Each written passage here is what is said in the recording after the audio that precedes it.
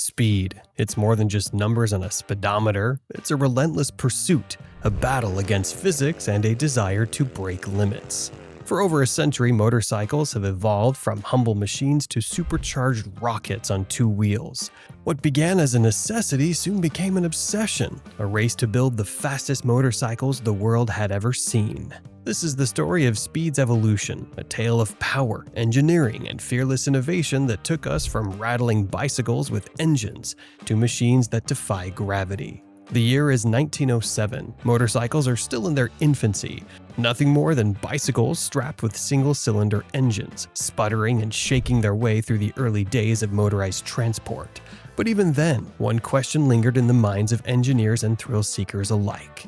How fast can we really go? And so the first speed revolution began. Enter the Peugeot 500cc V-twin, a French-engineered marvel that became one of the first motorcycles to break the 70-mile-per-hour limit, or 113 km/h barrier.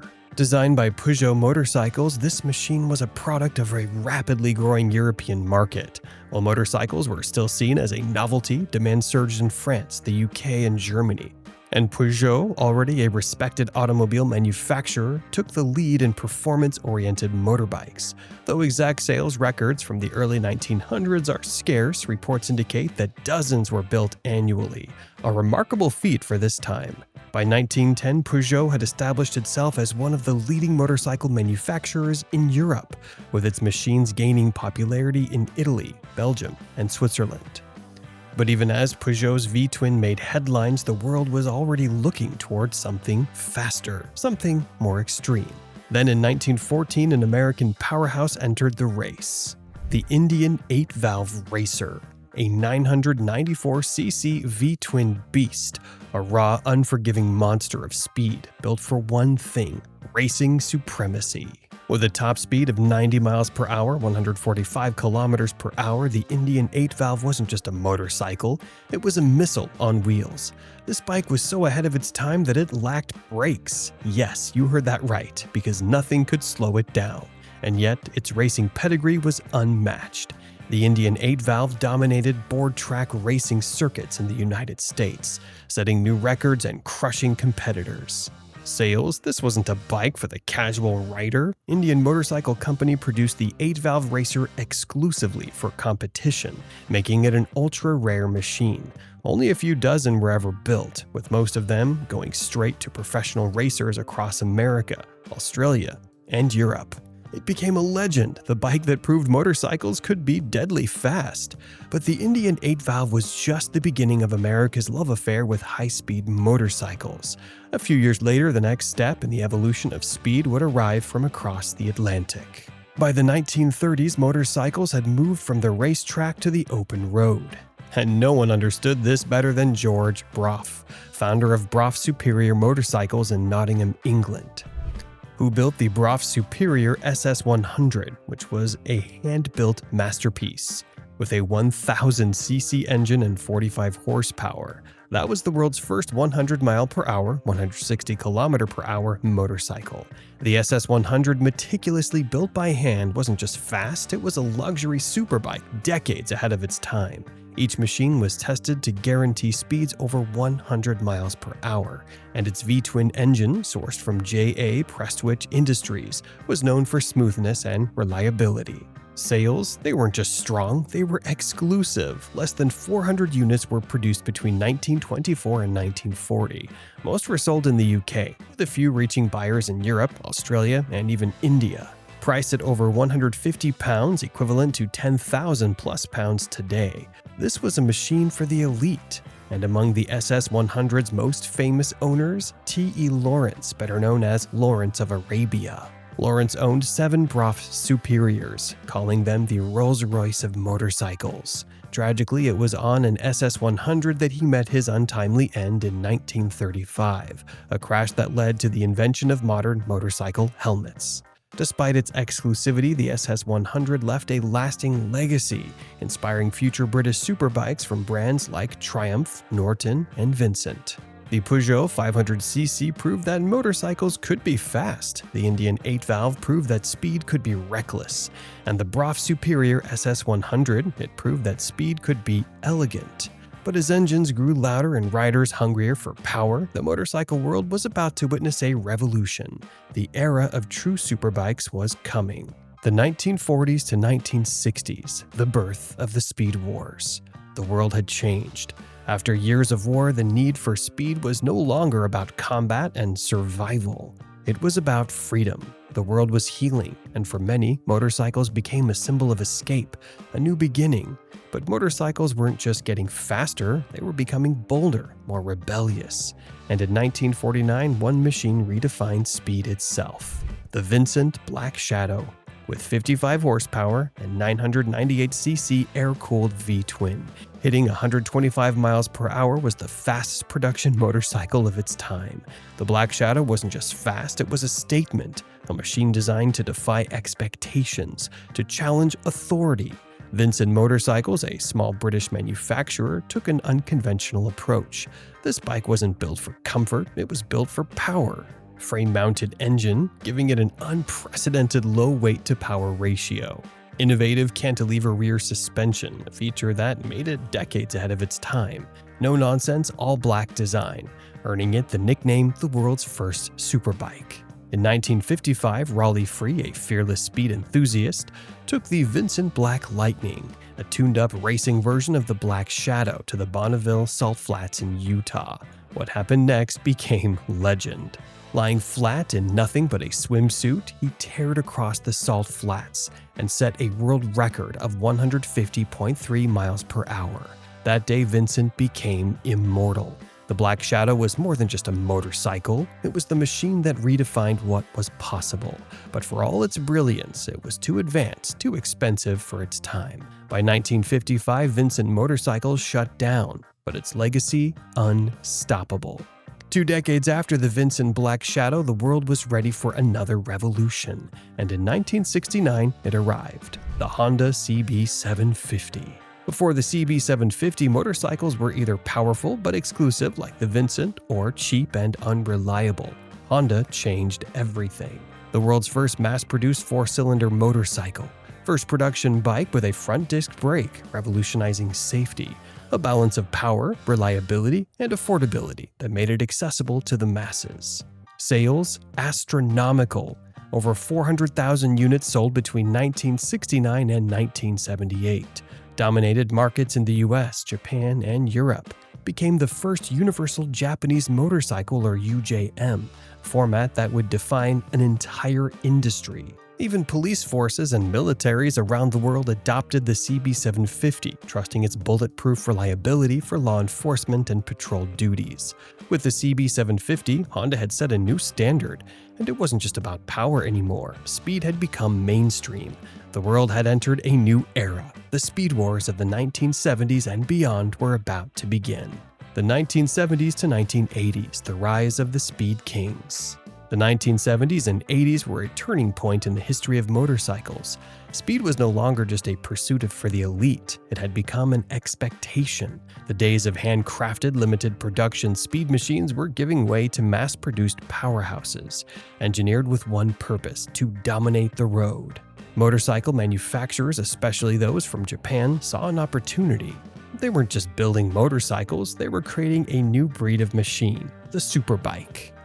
1972, Kawasaki Z1, the motorcycle that changed everything. With 109.3 air-cooled inline-4 engine, producing 82 horsepower, it shattered speed records by reaching 130 miles per hour, or 209 kilometers per hour. But it wasn't just the numbers, it was the refinement. Unlike the raw, rebellious speed demons of the past, the Z1 was smooth, reliable, and controllable. Riders didn't just respect it, they worshipped it. It became an instant icon, earning its place as one of the most important motorcycles ever made. It dominated sales in the US, Europe, and Japan, proving that high-performance motorcycles weren't just for racers, they were for everyone. By the mid-1980s, the superbike wars had escalated. Manufacturers weren't just making fast motorcycles, they were engineering race-bred precision machines that brought MotoGP technology to the streets. 1985 Suzuki GSX R750. This was the first true race replica superbike, built to blur the line between track and road. With 100 horsepower, a 750cc inline-4, and a lightweight aluminum frame, it was faster, sharper, and more aggressive than anything before it. With a top speed of 140 miles per hour, 225 kilometers per hour, and a dry weight of just 176 kilograms or 388 pounds. The GSX R750 wasn't just about raw power, it was about handling, aerodynamics, and razor-sharp control. It dominated sales worldwide, quickly becoming one of Suzuki's best-selling sport bikes, with massive demands in the US, UK, and across Europe. It set a new standard, and by the 1990s, another revolution was on the horizon. 1992 Honda CBR900RR Fireblade. The Fireblade was a 900cc beast, producing 122 horsepower while weighing less than many 600cc bikes. It introduced a new philosophy: power-to-weight ratio mattered more than outright horsepower. With exceptional agility and a top speed exceeding 160 miles per hour, or 257 kilometers per hour. The CBR 900RR didn't just compete with the biggest superbikes, it redefined them. Honda's engineers had shaved off unnecessary weight, making the bike feel like an extension of the rider's body. The Fireblade became an instant legend, a favorite among racers and street riders alike. Its success was global, with massive sales in Europe, the US, Australia, and Asia. It wasn't just a motorcycle, it was a movement, proving that lightweight precision could be just as important as raw speed. By the end of the 1990s, the superbike era had reached a fever pitch. The machines were getting lighter, sharper, and faster. But no one was ready for what came next, because in 1999, a motorcycle emerged that would shatter all limits. A machine so fast, so powerful, that it would force the industry to reconsider what was possible. The Suzuki Hayabusa. The game was about to change forever. The 1990s to 2000s, the Hayabusa shatters limits. In 1999, Suzuki shattered the limits of motorcycle speed with the Hayabusa GSX 1300R, a machine so fast it forced the industry to redefine what was possible. 1299cc inline-4, 173 horsepower. Top speed 194 miles per hour, 312 kilometers per hour. It was faster than any production motorcycle before it, leaving the competition in the dust. Even its name, Hayabusa, was a nod to its predatory nature, named after the peregrine falcon, a bird known for hunting blackbirds. Suzuki's subtle challenge to Honda's CBR 1100XX Super Blackbird, the previous Speed King. But the Hayabusa's dominance sparked a crisis. Regulators, insurers, and manufacturers worried about the risks of 200+ miles per hour motorcycles. In response, an industry-wide speed agreement was reached, limiting production motorcycles to 186 miles per hour, 299 kilometers per hour. Despite this, the Hayabusa became a global phenomenon. Over 10,000 units sold in the US within 2 years, over 100,000 worldwide by the mid-2000s. Huge popularity in the US, Japan, Europe, India, and Brazil. It became an icon in racing, pop culture, and tuning circles, with modified versions reaching 250 miles per hour, 402 kilometers per hour, and 400+ horsepower.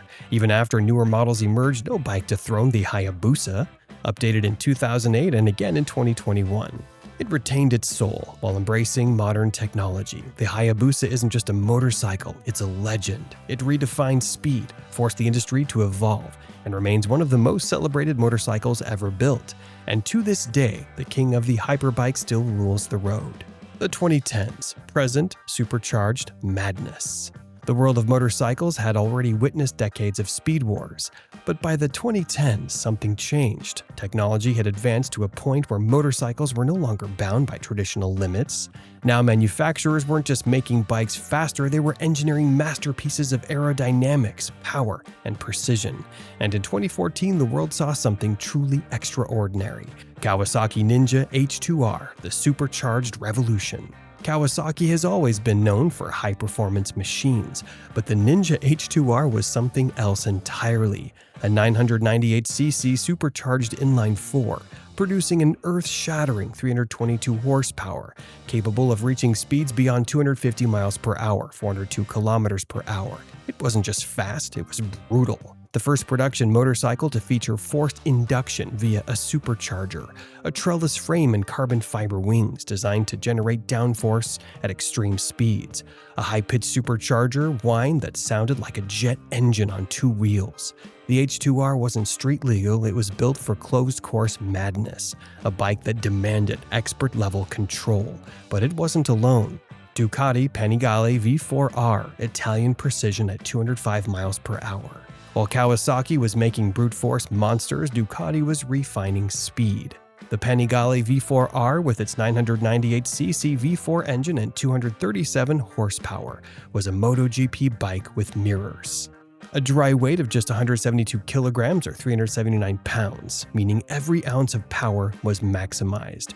Aerodynamic winglets inspired by Ducati's MotoGP technology to keep the bike stable at extreme speeds. A 205 mile per hour, 330 kilometer per hour top speed, making it one of the fastest naturally aspirated motorcycles ever built. Where the H2R was a brutal supercharged beast, the Panigale V4 R was a surgical precision on the track. But while gas-powered superbikes were evolving, something else was happening, something that would change the game forever. Lightning LS218, the electric revolution at 218 miles per hour. For decades, electric motorcycles had been dismissed, too slow, too heavy, not built for speed. Then came the Lightning LS218, and suddenly everything changed. 200 horsepower, instant torque, zero emissions. 218 miles per hour, 351 kilometers per hour, faster than most gasoline superbikes. A lithium-ion battery pack capable of high-performance endurance, designed to take on the best without burning a single drop of fuel. The LS218 wasn't just fast for an electric bike, it was fast, period. It was a preview of what the future would bring. A signal that speed wasn't going to be limited to gasoline engines anymore. The 2010s pushed motorcycles to new heights, but the question remained, what comes next? 2025 and beyond, the future of speed. The present had already shattered records, but engineers, designers, and speed enthusiasts weren't stopping. The future of motorcycles wasn't just about more power, it was about technology, aerodynamics, and radical innovation. And leading the charge into the future, Bimota Tesi H2, the next-level supercharged hyperbike. Bimota had always been an experimental motorcycle brand, pushing boundaries with its radical designs. But when they teamed up with Kawasaki, they created something unlike anything before, the Bimota Tesi H2, a hub-center steering system replacing the traditional fork, offering unmatched stability at high speeds. The same supercharged 998cc engine from the Ninja H2R, pushing over 300 horsepower, a potential top speed of 263 miles per hour, 423 kilometers per hour, making it one of the fastest motorcycles ever conceived. It looked like something from science fiction, but it was real, a machine built to change the way motorcycles handle speed forever. But the future isn't just about power, it's about intelligence. Damon Hypersport Premier, AI and speed combined. Damon Motorcycles, a Canadian startup, was looking beyond raw horsepower. They wanted to make motorcycles smarter, safer, and still terrifyingly fast. 200 horsepower, all-electric powertrain, 220 miles per hour, 354 kilometers per hour top speed.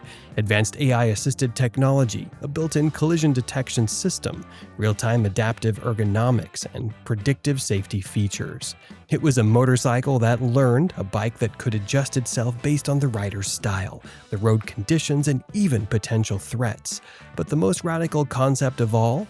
WMC 250 EV, the 250-plus mile-per-hour electric prototype. While Motorcycle Concepts, WMC was taking aerodynamics to an entirely new level. Instead of relying on raw power, they designed a radical air tunnel that reduces drag, allowing the bike to cut through the wind like no other motorcycles before it. The goal? Break 250 miles per hour, 402 kilometers per hour, all without a single drop of gasoline. This wasn't just a new motorcycle, it was a revolution in how motorcycles could achieve extreme speed. The future is faster than ever. From supercharged madness to electric revolutions, the motorcycle industry is pushing the limits like never before. The question isn't whether we'll go faster, we already are. The question is, what will speed be like in 10, 20, 50 years? One thing is certain, speed isn't stopping, it's evolving. If you enjoyed this video, give it a thumbs up and subscribe for more. Hit that bell so you never miss an update from us.